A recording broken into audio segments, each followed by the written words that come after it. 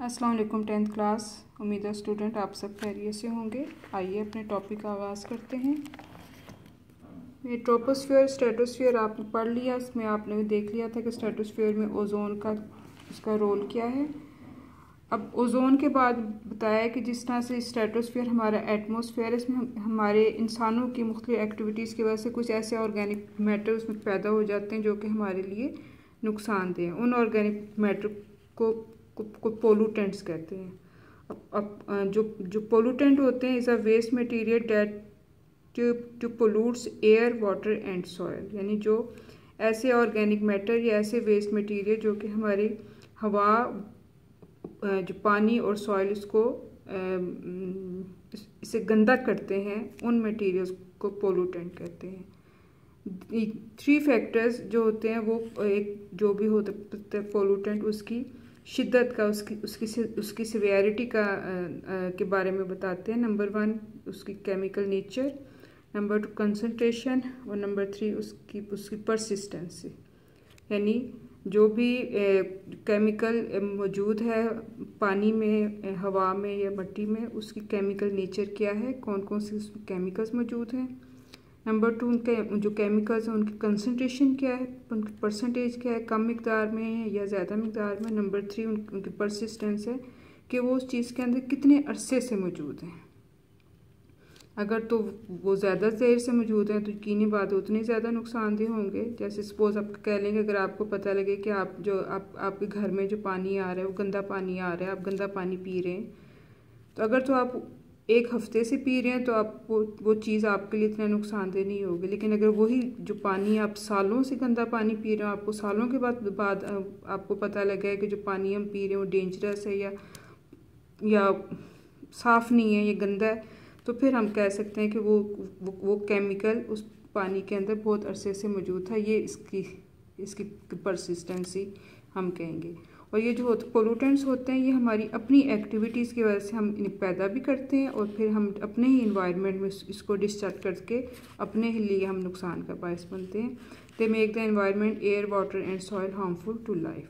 इसके बाद ये पोलूटेंट्स की इसकी डेफिनेशन बताई है, और फिर पोलूटेंट्स के बाद आगे इन्होंने कंटेमिनेंट्स की डेफिनेशन बताई है कि जो कंटेमिनेंट्स होते हैं किसी भी चीज़ को इम्प्योर कर देते हैं। यानी अगर पानी आपके पास साफ़ है, उसमें थोड़ी सी मिट्टी आप उसमें डाल दें या रेत उसमें डाल दें, या हवा के साथ उड़ता हुआ कोई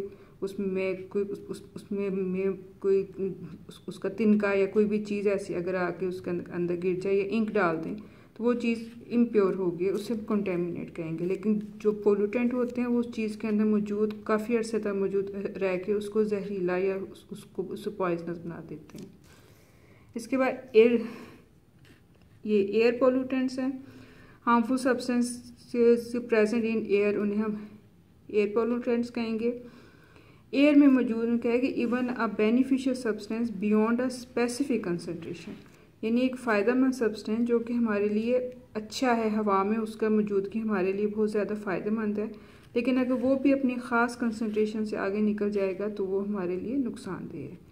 एयर में मौजूद जो पोलूटेंट्स वो 4 आपकी बुक में उसके इफेक्ट्स बताए हैं कि वो उनकी मौजूदगी से हमारे जो वेदर हैं वो भी चेंज हो जाते हैं। यानी अगर हवा में गर्दो गुबार मिट्टी अगर ज़्यादा होगी, जिस तरह से आप लोग अब आजकल के अपने जो हालात आप देख रहे हैं कि हमारे इर्द गिर्द जो गर्मी का सीज़न है वो बहुत ज़्यादा लंबा हो गया और सर्दियों का बहुत कम, तो जो एयर के होते पोलूटेंट्स ये चेंज द वेदर भी करते हैं, badly effect the human health भी। ज़ाहिर गंदी हवा में अगर हम सांस लेंगे तो ह्यूमन हेल्थ भी इफ़ेक्ट होगी इसकी मौजूदगी से। नंबर 3 पॉइंट है कि जो प्लांट्स हैं वो भी डैमेज होंगे और ये जो बिल्डिंग है उनके ऊपर भी असरअंदाज हो सकते हैं। ये सारी तफसील अगले टॉपिक में मैंने एक्सप्लेन की है। इसके बाद फिर टाइप्स ऑफ पोलूटेंट्स उन्होंने बताया कि इसकी 2 टाइप्स होती प्राइमरी पोलूटेंट्स होते हैं, सेकेंडरी पोलूटेंट्स। जो अपने प्राइमरी पोलूटेंट्स होते हैं आर द वेस्ट और एग्जॉस्ट होते products driven out because of the combustion of fossil fuel and organic matter, यानी जो ये वाले जो होते पोलूटेंट्स ये आर द वेस्ट और एग्जॉस्ट होते products driven out because of combustion of fossil fuel and organic matter, यानी फॉसिल फ्यूल का मतलब होता है कि सुई गैस और कोयला और जो होता है पेट्रोलियम, इसको जब हम जलाते हैं, ये तीनों चीज़ें आपके चैप्टर नंबर 3 में मौजूद थी। इन्हें फॉसिल फ्यूल हम कहते हैं।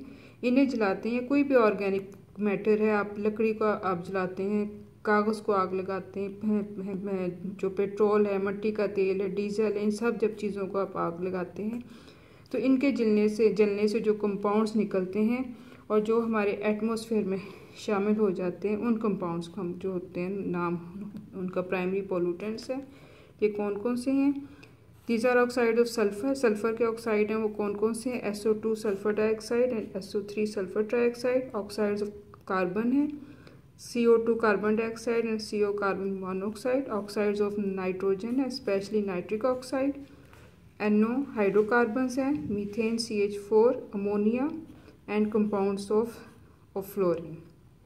जबकि जो सेकेंडरी होते हैं पोल्यूटेंट्स, ये अपने प्राइमरी पोल्यूटेंट्स की रिएक्शन के रिस्पॉन्स में इसमें पैदा होते हैं, जैसे कि सल्फ्यूरिक एसिड जब सल्फ़र के oxide, sulphur dioxide, sulphur trioxide का वाटर के साथ रिएक्शन होता है तो सल्फ्यूरिक एसिड बनता है। आगे carbonic acid, carbon dioxide carbon monoxide का वाटर के साथ रिएक्शन होगा तो carbonic acid. Nitric acid NO का जब वाटर के साथ रिएक्शन होगा तो नाइट्रिक एसिड। कंपाउंड्स जो इसके फ्लोरीन है उनका जब एयर में मौजूद वाटर के साथ रिएक्शन होगा तो हाइड्रोफ्लोरिक एसिड बनता है। ओजोन बनती है पर ऑक्सी एसिटाइल नाइट्रेट, ये इसका एब्रीवेशन है PAN। Sources of air pollution है, as you know 99% of atmosphere consist of N2 and O2। ये मैंने आपको कल भी बता दिया था, हमारी एयर में 99% नाइट्रोजन ऑक्सीजन है। Although other gases are minor constituent, they can have major effect on our environment, लेकिन उनका भी हमारे इन्वायरमेंट पे बहुत ज़्यादा असर है। बिकॉज एटमॉस्फेयर जो होता है determine the environment in which we live. Atmosphere वो इन्वायरमेंट है, वो जगह जहाँ हम रहते हैं। So these minor constituent are safe up to concentration limited.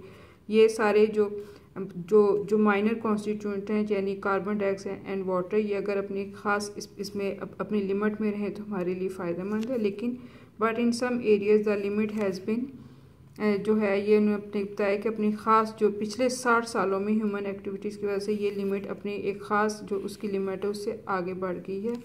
और बस ये इधर तक ही हो जाएगा।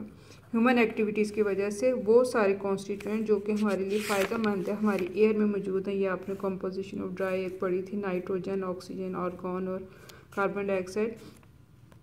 इसके मेजर कॉन्स्टिट्यूएंट भी और जो इनके माइनर जो कॉन्स्टिट्यूएंट भी हैं, ये एक अगर अपनी एक ख़ास जो इनकी लिमिट है उससे एक्सीड अगर कर जाएंगे, जैसे इधर भी उन्होंने लिखा हुआ है कि बेनिफिशियल जो अमाउंट है उससे जब आगे निकल जाएंगे तो ये हमारे लिए नुकसानदेह हैं।